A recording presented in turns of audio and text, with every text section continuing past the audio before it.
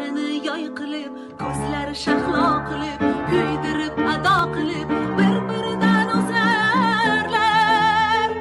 Başlarını yay qilib, ko'zlari shahlo qilib, kuydirib ado qilib